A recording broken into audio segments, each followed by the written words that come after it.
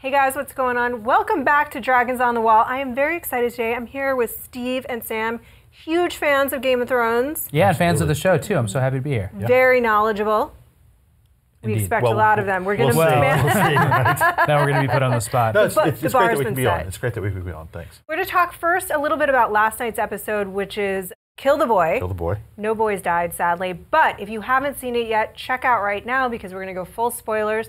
Come back once you've seen it. Thoughts?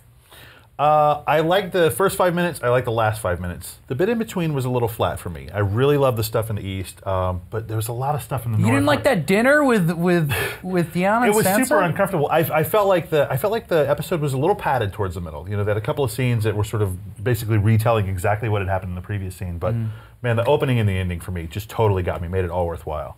So I mean, I liked the whole episode a lot. There's so much.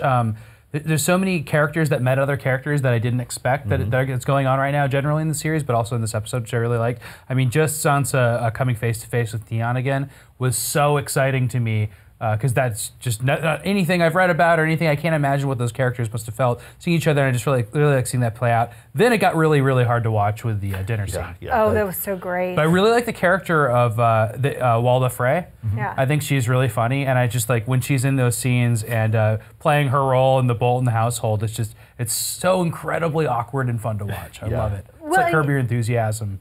And you kind of love that Ramsay, Curb with murder. Right. Curb murder. You kind of love that Ramsay calls out the awkwardness and he gets a little, oh, this is getting awkward. Well, you've made it that way, haven't you? Like, he is such, I was missing Joffrey, only in the sense that he was like this unifying force. He was this great kind of love to hate him character. Right. Yeah, they really did kind of, in the show, they really replaced him with Ramsay. A little bit, right? They knew that they needed to fill that void, and he's in there. I wondered in certain moments if it was getting a little bit too cheeky, you know, as if the tone was a little odd. It was a little cartoonish at some points, you know, and I wasn't really super clear about his motivation. Talking about Ramsay, which I guess is maybe part of the point of having like a schizophrenic, psychopathic character. Yeah. But he seemed a little inconsistent to me in ways that I wasn't able to relate to, or I wasn't able to fit him into. Hey, what's going on with the plot? You know, we why talked is he about forgiving this a little bit, right? Yeah, like what are his motivations? Like he really wants to please his father, right? But he's also a psychopath, right? So he's not very good at pleasing his father, and that's how I take it, and that's why I like watching it. But I don't know where it can go from here. Like, is he going to be super helpful to the Boltons? I don't know. It seems like he's just going to screw up a lot. I think his father's anticipating that. The thing that I really wanted to see, though, that I was let down by in that scene is they had been building up Sansa as a real player in this game. You know, she's kind of apprenticed with Littlefinger, and she's kind of starting to get a little more confident. And now she's back home. She's in Winterfell, right? And she's confronting the people who killed her brother and who kind of took away her birthright. Yeah, and she has Northerners that are like, we know you're here, and we're going to help you. She's like super passive, and like, when are they going to get Sansa to this place they've kind of been building her to, of being like this lady who can really be reckoned with? Yeah, I kind of agree. I was a little taken aback. I mean, I did think she sort of had that moment where she was gleefully delighting in the fact that, you know, potentially Ramsay, who she knew was messing with her in a very cruel way, was going to lose his birthright, right? Because she was pregnant, because his stepmother was pregnant. But I was a little surprised that she immediately wasn't very savvy, that she was just like, it's the people that are strange. This is my home. I'm like, well, you're not really playing here. You're not really manipulating anything. What are you after? That was the first moment when she said that. She said, no, this is my home. It's the people that are strange. Remember Marjorie and Cersei talking to each other last week, and they're sort of saying all these things that aren't really being said. Right. And like, I really love that, so the sort beautiful. of subtext of the conversation and the implied threat.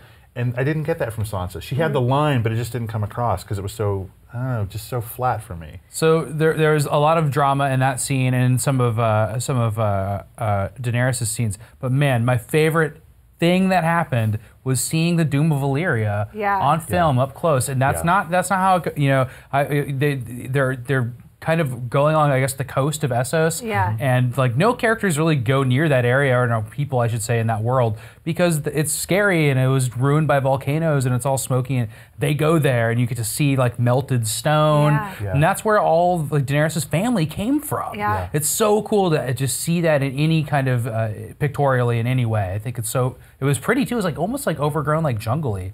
And we talked about this a little bit before. I love that because not only was it like just dynamic and beautiful and refreshing because it was this whole side of this world that we'd never seen or even read about. You know, we've never even read about what this actually would look like. Right. But then Drogon just comes out of nowhere, and I was, for a minute, I was like, are they off the rails? Is this just some other dragon? Like, Right, who's? right. I mean, I figured it was him, but he's so far away.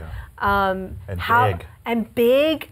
What does this mean? Yeah. If he can fly this far with and that such scene ease? is shot to perfection because all the time that they're looking at the dragon going by, there's like the stone men standing just in the lurking background and then hitting the water. Yeah, it's so like cool. A horror movie. But yeah, actually, to your point, I forgot about that. Yeah, the dragon's really far from Marine. Yeah, like that's really far south compared to where it's far from Marine. But interestingly, that means that dragon could pretty easily fly to Westeros and back. Exactly. Right. So what does that ultimately mean about where they're heading? We'll talk about that more in a minute.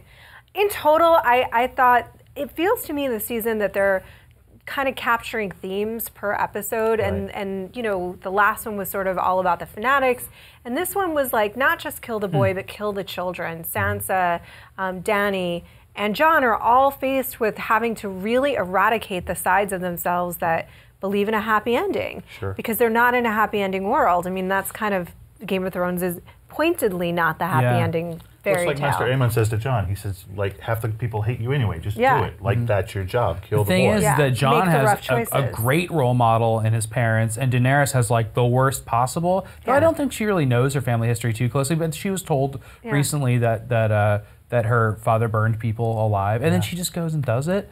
Like, that was really shocking to me that she had that Targaryen kind of madness in her. A little bit. Maybe. Yeah. I don't know. She's not doesn't look happy about it, but she looks like she's doing it. She knows the fear of the dragons is like what she needs to control everybody. And Barristan, who's the one guy who can tell her, like, no, I've seen this before. He's not in the episode anymore. I was super sad to see him go. Me too. What a great character, and just like a cool figure in that book. It's just this old knight that's helping out the people he really believes in. It's the link to the past, which we got at the end with that awesome poem that they read. I know. On the boat. We're going to dig in a little bit more on, those are just sort of our initial thoughts on the episode, but we are going to dig in a little bit more in the whole Dragons on the Wall show, but we'll leave it there for now. Join us. Come back for the full show later.